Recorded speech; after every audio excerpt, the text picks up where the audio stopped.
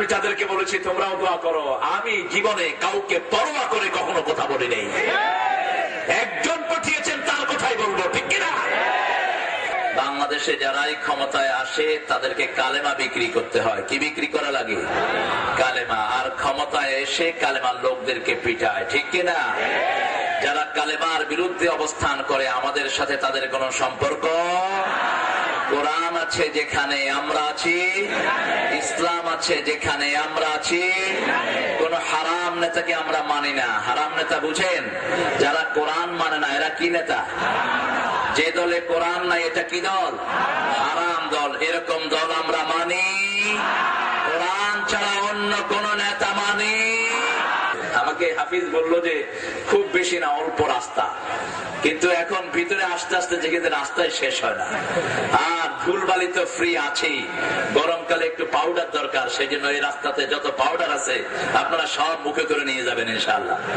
বাকি গরমের সিজন আর পাউডার লাগবে না। যা এই দিক দিয়ে ঢুকলে যা পাউডার পাওয়া যায়। এটা হয়েছে আমাদের দেশের অপদার্থ দায়িত্বশীলদের কারণে আমরা ভোগান্তিতে আছি, ঠিক কিনা? দেশে যা সম্পদ আল্লাহ দিয়েছেন এগুলো যদি সঠিকভাবে বন্টন হতো, 6 কোটি তো দূরের কথা, 6 জন লোক কখনো না খেয়ে থাকতো না। যারা এখন রহমত বয়ে আনবে তাদের উপরে বিপদ আছে না নাই? আল্লাহর কোরআন বহন করে আলেমেরা, সেই আলেমেরা জেলখানায় আছে না নাই? কোন আলেমকে জেলখানায় পুরা হয়েছে 40টি বছর? বাংলাদেশের এমন কোন অলিগলি নাই যেখানে তিনি কোরআনের দাওয়াত পৌঁছায় নাই। যার হাতে হাত রেখে হাজার হাজার হিন্দু বৌদ্ধ কালেমা পড়ে মুসলমান হয়েছে, যার কপালে চুমু খায় কাবা শরীফের ইমাম, 17 বছরে যিনি কাবা ঘরের ওই যে জায়নামাজকে রমজানে চোখের পানি দিয়ে ভিজিয়ে রেখেছেন, আজকে এই জাতির কাছে তিনি উপহার পেয়েছেন জেলখানার অন্ধ প্রকোষ্ঠ। যারা সাইদি সাহেবকে জেলখানায় ঢুকিয়েছ তাদের উপর আল্লাহর গজব নাজিল হবে। সেই গজব থেকে নিজেকে বাঁচানোর জন্য চেষ্টা করো। যতগুলো সাক্ষী পর্যন্ত এনেছে সবগুলো মিথ্যা প্রমাণিত হয়েছে, ঠিক কিনা? মিথ্যা তো মিথ্যা না, যখনই এজলাসে উঠে ওনার চেহারার দিকে চোখ পড়ে মুখে আর কথা আসে না, বোবা হয়ে অবশ্যই নিচে পড়ে যায়। অধিকাংশ সাক্ষীগুলো কথা বলতে পারে নাই, অসুস্থ হয়ে পড়েছে। এবং শুধু অসুস্থ নয়, এজলাস থেকে ভেগে পালিয়ে গেছে, এরকম আছে না নাই? 72 জন্ম, 71 সাক্ষী আছে না নাই? মুরগি চোর, কুত্তা চোর, বিলাই চোর, যৌতুক চোর আছে না নাই? এগুলো হলো সাক্ষী। আল্লাহ তুমি সত্যের বিজয় দান করো। আরো চিৎকার করে বলো না আমি। যারা আসল মানবতা বিরোধী, আসল স্বাধীনতার দুশমন, আল্লাহ তাদেরকে তুমি শাস্তি দান করে দাও। স্বাধীন ভূমিকে কারা বিক্রি করে দেয় আপনারা দেখেন কি? দেখেন নাই? কারা বিক্রি করে দিয়েছে? বেরোবাড়ি কারা দিয়েছে? আঙ্গুর পোতা কারা দিয়েছে? ভারতের হাতে তুলে তার প্রত্যেক কারা ভারতের হাতে তুলে দিয়েছে? আল্লাহ তাদের বিচার তুমি করে দিও। চিৎকার করে বলেন আমিন। সাধারণ মানুষগুলো কোরআনকে ভালোবাসে, যে কোনো দলেরই হোক। গ্রামে গঞ্জে কোরআনের বিরুদ্ধে কোনো দলমত নেই। কিছু নেতার মাথা খারাপ হলো ঢাকা শহরে, যারা কোরআনের বিরুদ্ধে কথা বলে, ইসলামের বিরুদ্ধে কথা বলে, ওদের দলীয় কর্মীরাও ওদেরকে পছন্দ করে না, ঠিক কিনা? ওদের দলীয় কর্মীরা ওদেরকে ঝাড়ু পিটা করবে। আমরা এই সমস্ত নেতাদের অপসারণ চাই। যারা কোরআন চাও না, বাংলাদেশ থেকে চলে যাও। বাংলাদেশ কোনো দেশ নয়। বসা নেতা কয় কর্মীরা এখানে সিট হয়ে থাকো, নামাজও নাই রোজাও সেই নেতার পেছনে দৌড়ায় আসে না নাই? কিয়ামতের ময়দানে এই নেতাগুলোকে কর্মীরাই পায়ের তলায় দিবে। কার কথা? এই কর্মীরাই বলবে আল্লাহ এই সমস্ত শয়তান নেতাগুলো আমাদেরকে নামাজ থেকে বঞ্চিত করেছে, পর্দা থেকে বঞ্চিত করেছে। রাব্বানা পড়েন, রাব্বানা আরিনাল্লাযাইনি আদাল্লানা মিনাল জিন্নি ওয়াল ইনস নাজআলহুমা তাহতা আকদামিনা লিয়াকুনা মিনাল আসফালিন। এখন আমরা কালেমা না বুঝার কারণে কালেমা পড়ি, ভিক্ষাও করি, ঠিক না ঠিক? কালেমা পড়ি আবার বিভিন্ন ইসলাম বিরোধী দল কথা কন না কেন? দল করি, কালেমা পড়ি আবার মুশরিকের পিছনেও লাইন ধরি, কালেমা পড়ি আবার মুশরিক বিসমিল্লাহর ব্যাপারে ফতোয়া দেয়, সেই কথাও আমরা শুনি। আসর নামাজে পড়ি ওমা আনা মিনাল মুশরিকিন, মুশরিকের সাথে আমার কোনো সম্পর্ক, কোরআন হাদিস পড়বে না। এই আইন কি আপনারা মানেন? আমরা আমাদের বাচ্চাগুলো যে সমস্ত স্কুলগুলোতে যায়, আজকে গিয়ে স্কুলের টিচারদেরকে বলবেন, হয় সে এনজিও টিচার হোক, সে এনজিও স্কুল, বলবেন 1 ঘন্টা কোরআন শিক্ষা দিবা, যদি শিক্ষা দিতে না পারো স্কুলে তালা ঝুলিয়ে দেন। স্কুলগুলো আমরা চলতে দেব কারণ আজকে বহু ছেলে আমাদের দেশে তৈরি হচ্ছে, বাপ মারা যায় ইন্নালিল্লাহ পড়তে পারে না, ঠিক না ঠিক? যেমন ঢাকাতে 2 জন সাংবাদিক মারা গেলেন গত রমজানে। সাংবাদিক মারা যাওয়ার পর সাংবাদিকের ছেলের কাছে অন্য সাংবাদিকেরা মাইক নিয়ে গেছে, তোমার আব্বা তো মারা গেছে, তুমি কি বলবা? ছেলেটা বলছে, my dad died, my dad died, মানে আমার আব্বা মারা গেছে। উনি এখন বাংলা বলতে পারছেন না, বাংলাদেশের বাঙালি ছেলে। 21শে ফেব্রুয়ারির জন্য কি মহব্বত, সময়টা হলো ইংরেজি 21শে ফেব্রুয়ারি, অথচ দিবসটা হলো বাংলা দিবস, ঠিক কিনা? সাংবাদিক জিজ্ঞেস করলো, তুমি কি দোয়া পড়বা? সে বলছে, হোয়াট টাইপ অফ দোয়া should I say? I don't know any দোয়া, আমি কোন দোয়া টোয়া কিচ্ছু পারি না। কিসের দোয়া করব? আমার আব্বা মরে গেছে, শেষ। তার ওয়াইফের কাছে সাংবাদিকরা মাইক ধরলো, বললো যে আপনার জামাই তো মারা গেছে, আপনি কি বলবেন? আমার জামাই শেষ। ভাইদের কাছে বললো, ভাইয়েরা বললো ও শেষ। 2টি লাশকে নিয়ে শহীদ মিনারে রাখা হলো। শহীদ মিনারে যারা যায় তাদের মুখে কি আল্লাহর নাম থাকে?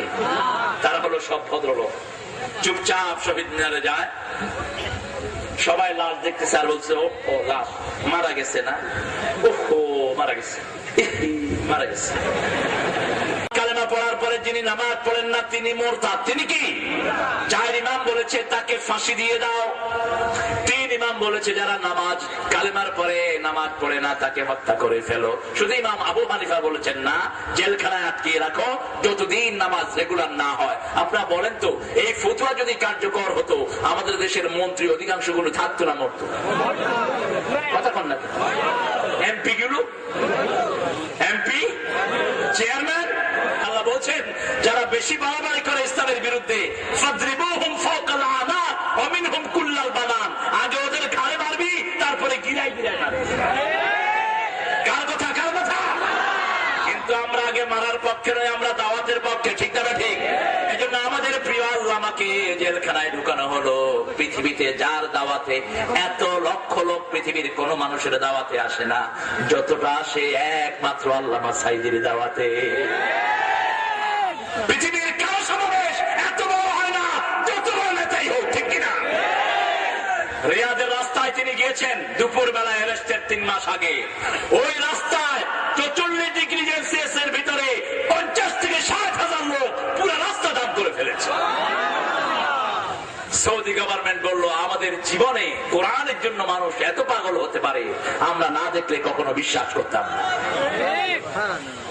তিনাকে যখন অ্যারেস্ট করা হলো, সৌদি সব চুক্তি ক্যান্সেল করলেন। 5 লক্ষ শ্রমিককে বাড়িতে পাঠিয়ে দেওয়া হয়েছে। নতুন কোন চুক্তি হবে না যতক্ষণ আল্লামা সাঈদী জেলখানায়, নতুন কোন চুক্তি দেখবে না সরকার। একজন মানুষ, আমি যার কোলে আমার অনেকগুলো সময় কেটেছে, আমি দেখেছি উনি এই বয়সে তিনার মায়ের পায়ের পাশে বসে থাকতেন। মা মাথায় হাত রেখে বলতো, আল্লাহ আমার এই ছেলেটাকে সারা পৃথিবীর আরেকটা উস্তাদ ফেলায় দাও। কোথাও যাওয়ার আগে ওই মায়ের কদম ধরে বসে থাকতেন এই মানুষটি। আমি নিজে ওনাকে দেখেছি, কোনদিন বাপের বিছানায় তিনি বসেন নাই, বাপের পায়ের কাছে বসে থাকতেন সারাক্ষণ। বাপ মাথায় হাত বুলিয়ে বলতো, আল্লাহ সুলতানুল ওয়াইজিন আমার এই ছেলেকে বানায় দাও। এত তাহাজ্জুদ নামাজে কাদা মানুষ আমার জীবনে আমি দেখি নেই। আমি জীবনে বহু ওয়াজ ওনার সাথে আমি করেছি। আমার জীবনের প্রথম ওয়াজ আজকে আমি বলছি, আমার খোলা মানুষ, এখানে আমার কোরআনের মানুষ, আলহামদুলিল্লাহ বলো। আমার প্রোগ্রামটা পাওয়ার পরে কষ্ট করেছে। প্রায় 100 ছেলে আমাকে বলেছে, হুজুর আপনি ইসলামের কথা বলবেন, আপনার কিছু হতে হলে আগে আমরা 100 ছেলে শহীদ হবো, তারপরে হতে হবে। আমি তাদেরকে বলেছি তোমরাও দোয়া করো। আমি জীবনে কাউকে পরোয়া করে কখনো কথা বলি নাই। একজন পাঠিয়েছেন তার কথাই বলবো, ঠিক কিনা? 7 দিন আমরা 2 জন বেরিয়েছি ভোলাতে। আমি তখন আমার মাহফিলের শুরু 1998। আমি মাহফিলের জগতে খুবই নবীন মানুষ।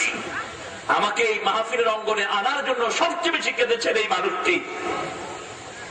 ইংল্যান্ডে আমি জুমার নামাজ পড়াতাম, তিনি আমার মসজিদে গিয়ে আমার হাত ধরে কাঁদছেন আর বলছেন, বাবা এখানে অনেক খ্রিস্টান তোমার দাওয়াতে মুসলমান হচ্ছে, আমি খুশি, কিন্তু আমার দেশে লক্ষ লক্ষ মুসলমান খ্রিস্টান হয়ে যাচ্ছে, তাদেরকে কোরআনের দিকে আনতে হবে।